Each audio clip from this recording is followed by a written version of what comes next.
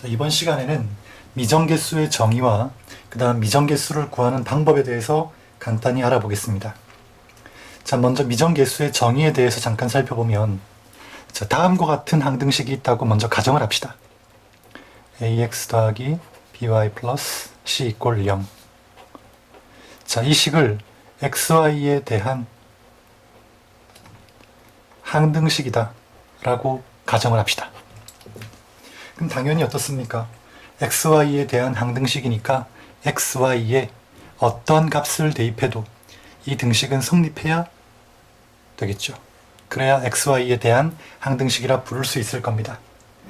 자, 이럴 때 항등식에 포함된 이 미지수의 개수 중에서 값이 결정되지 않은 이러한 개수를 우리가 뭐라고 한다? 예, 바로 미정계수라고 합니다. 그리고 이 식이 항등식이 되기 위한 이런 미정계수의 값을 결정하는 방법을 미정계수법이라고 하죠. 미정계수법에는 크게 두 가지가 있습니다. 수치대입법, 계수비교법, 이 두 가지가 있죠. 자, 수치대입법은 첫 번째 시간, 항등식 첫 번째 시간에서도 간단히 설명을 했었습니다. 그렇죠? 바로 항등식의 정의를 이용하는 방법이죠. 자, 이 문제를, 자, 이 미정계수 ABC가 포함된 이런 XY에 대한 항등식에서, 자, 이 식이 항등식이 되기 위한 미정계수 ABC를 먼저 수치대입법으로 한번 구해보겠습니다. 자, 항등식의 정의에 의해서 XY에 어떤 값을 대입해도 이 등식은 성립해야 되겠죠. 그렇죠? 그래서 이제는 먼저 간단하게 x에 0, y에 0, 자, 이 값을 한번 대입해 보겠습니다. 그러면 당연히 c 이꼴 0 이런 값이 얻어지겠죠. 그렇죠? 다음 두 번째, 이번에는 x는 1, y는 0 대입해 보겠습니다. 그러면 a 플러스 0, 그렇죠? y 0 대입하면 0, c도 0이라고 했으니까 플러스 0 이꼴 0 해서 결국 a도 0이 됩니다. 마지막으로 세 번째, x에 0, y에 1. 그렇다면 0 더하기 y에 1을 대입하면 b 플러스 0 이꼴 0이니까 역시 b 값도 0이 이렇게 얻어질 겁니다.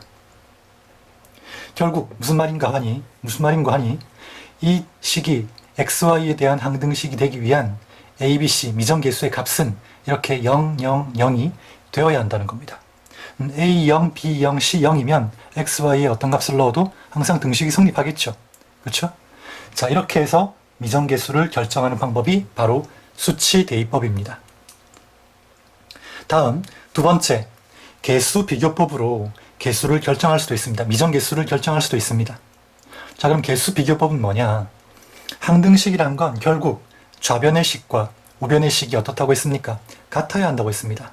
그래서 자, ax 더하기 by 더하기 c 이꼴 0 해서 이 0, 우변의 0을 잠깐 바꿔보겠습니다. 약간만 바꿔보겠습니다. 어떻게 바꾸는 거 하니? 자, 이 항등식은 지금 xy에 대한 항등식입니다. 그래서 우변에도 xy가 포함된 식으로 변형을 할 건데, 자, 이렇게 변형하면 되겠죠. x에다가 0을 곱하고요. 그 다음 y에다가도 0을 곱하고요.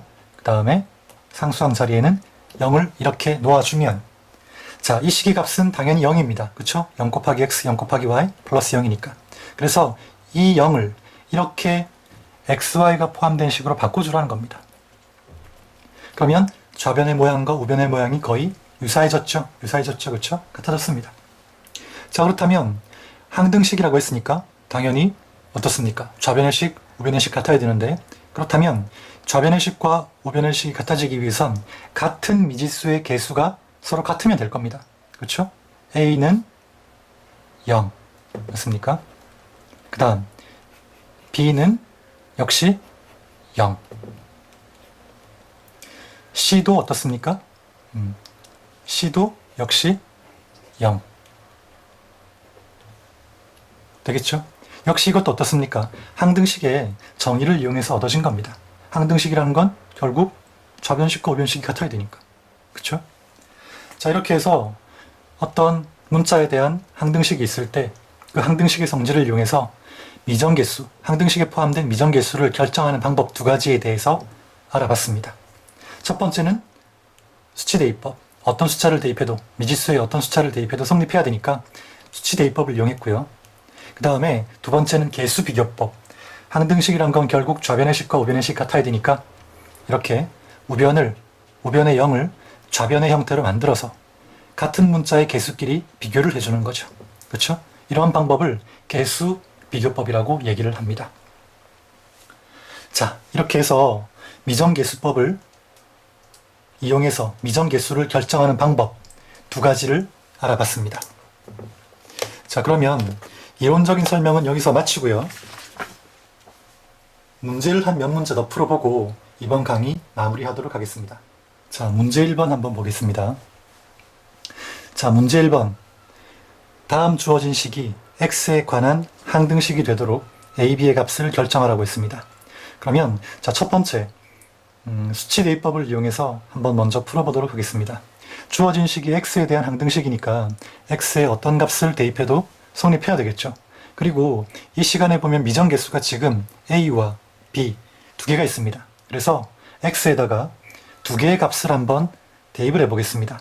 먼저 처음에 x에 0을 한번 대입해 보겠습니다. 그러면 좌변은 2가 되고 우변은 자 x에 0을 대입하면 마이너스 2b가 되겠죠. 따라서 b 값은 마이너스 1이 될 겁니다. 다음 x에 이번에는 자 b 값이 마이너스 1이 나왔죠. 그렇죠? 이 값이 마이너스 1이니까 x 더하기 1이 될 겁니다. 우변의 식은 그렇죠? 2에 괄호 열고 x 더하기 1이 될 겁니다. 그래서 이번에는 x에 마이너스 1을 한번 대입해 보겠습니다. 그러면 좌변의 식은 마이너스 a 플러스 2가 될 거고요. 그 다음 x에 마이너스 1을 대입하면 이 항은 0이 돼버리겠죠. 그렇죠? 그래서 우변은 0이 됩니다. 결국 a는 2가 얻어지겠죠. 자, 여기서 선생님은 계산의 편의성을 위해서 x에 0, x에 마이너스 1 이런 두 값을 대입했는데 다른 값을 대입해도 똑같은 결과가 얻어질 겁니다. 여러분들 한번 시도해서 확인해 보시기 바랍니다. 자, 이 방법은 무슨 방법이었습니까? 수치 대입법이었죠.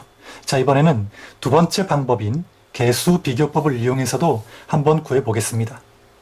역시 결과는 같이 나와야 될 겁니다. a는 2, b는 마이너스 1. 그렇죠? 자, 개수 비교법은 뭐였습니까? 좌변의 식과 우변의 식을 비교해서 같은 문자의 개수는 같아야 한다 라는 성질을 이용해 주는 거였죠. 그렇죠? 그래야 좌변의 식과 우변의 식이 같아질 테니까. 그럼 먼저 좌변의 식을 자 적어주고요.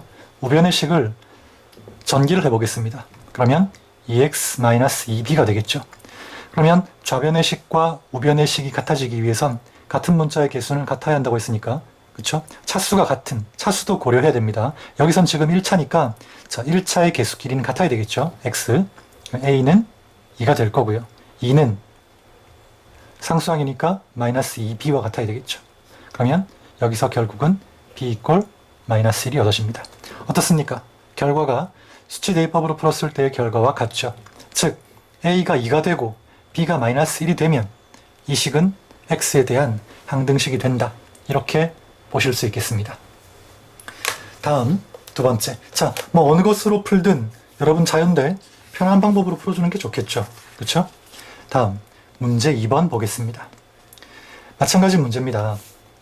마찬가지 문제. 자, 보시면 이번에는 자 6차식이 나와 있는데 차수가 좀 높네요. 그렇죠? 이 식이 역시 x에 대한 항등식이 되도록 a, b의 값을 구하라고 했습니다. 자, 이 문제는 개수 비교법으로 풀어야 될까요? 아니면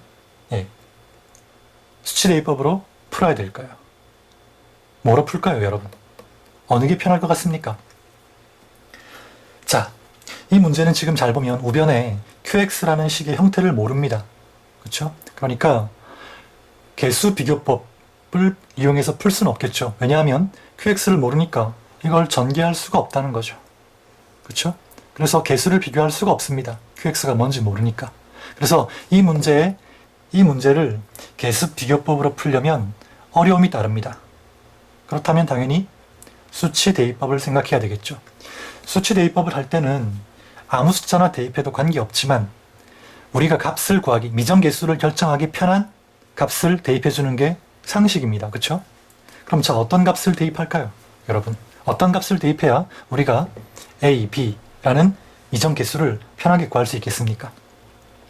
자, qx라는 값이 아니죠. qx라는 식을 모르니까 이 qx라는 항이 사라지도록 했으면 좋겠는데, 그러려면 이 qx에 곱해진 식, 그쵸? x-1, x 플러스 1 이런 식들이 0이 되도록 x 값을 대입해 주는 게 좋겠죠. 그쵸? 그래서 먼저 x에 1을 한번 대입해 보겠습니다.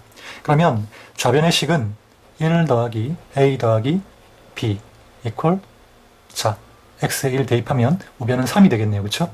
그러면 a 플러스 b는 2가 됩니다. 다음 두 번째, x에 마이너스 1을 한번 대입해 보겠습니다. 마이너스 1을 대입해도 이 식이 0이 되니까 이 전체 qx가 포함되어 있는 이 다항식은 통째로 0이 되겠죠.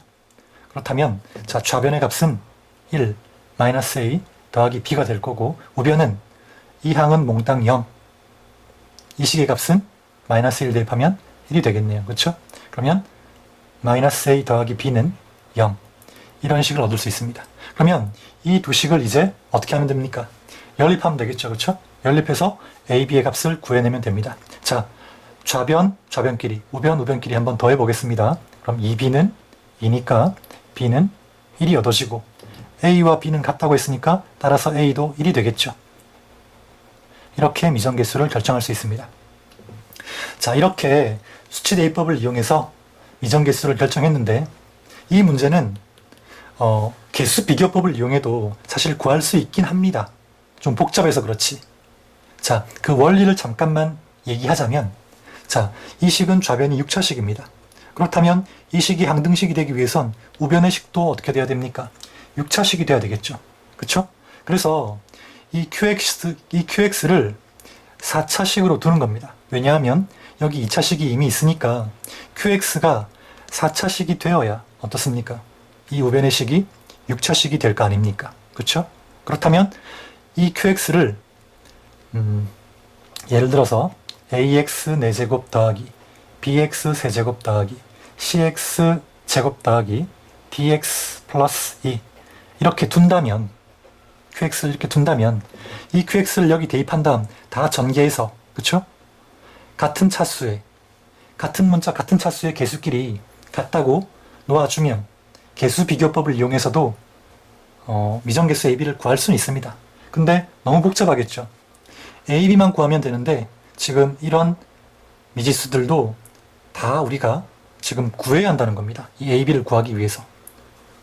그렇죠? 그래서 이 문제를 개수 비교법으로 풀 수 없는 건 아니지만 그렇게 하려면 좀 많이 복잡해진다는 거. 그래서 이 문제는 개수 비교법보다는 수치 대입법을 가지고 풀어주는 게 훨씬 낫다는 겁니다. 되겠죠? 자, 이렇게 해서 항등식 두 번째 시간도 마치겠습니다.